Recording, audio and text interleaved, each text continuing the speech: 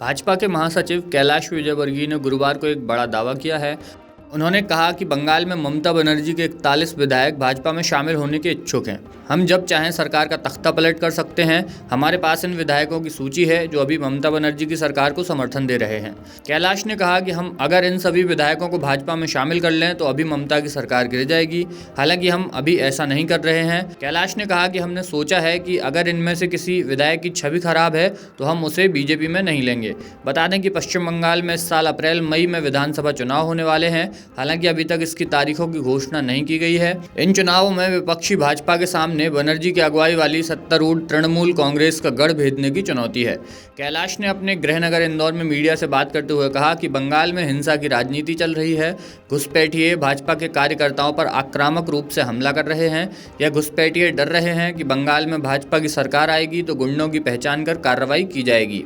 कैलाश ने कहा कि जिस प्रकार योगी आदित्यनाथ ने उत्तर प्रदेश में गुंडों के बाजे बजा दिए हैं, उसी तरह बंगाल में भी भाजपा सरकार आने के बाद गुंडों के बाजे बजाए जाएंगे। यहाँ अवैध गतिविधियों पर पूरी तरह से रोक लगाई जाएगी।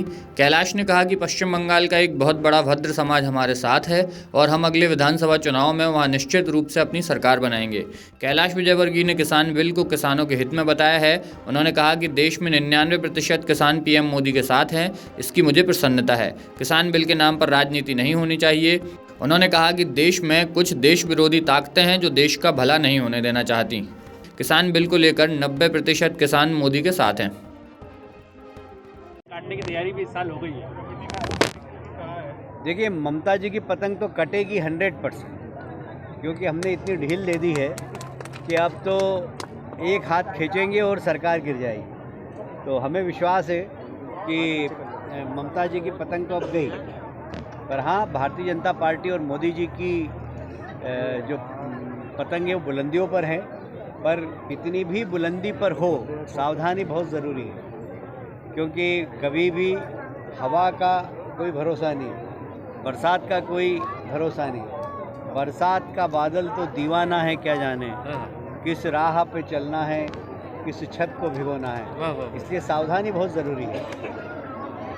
मुझे बहुत प्रसन्नता है कि मोदी जी ने किसानों के लिए बहुत अच्छा बिल पारित किया। इस देश के 99% किसान उनके समर्थन में, पर कुछ किसानों के नाम पर इस देश के अंदर राजनीति हो रही है। उसके पीछे कुछ ऐसी ताकत काम कर रही हैं जो देश का हित नहीं चाहती, जो मोदी जी के विरोधी हैं। मोदी जी के विरोध करना चाहिए। मैं प्रजातंत्र में विरोध होना चाहिए, पर उसके कारण देश का विरोध हो, देश की बदनामी हो।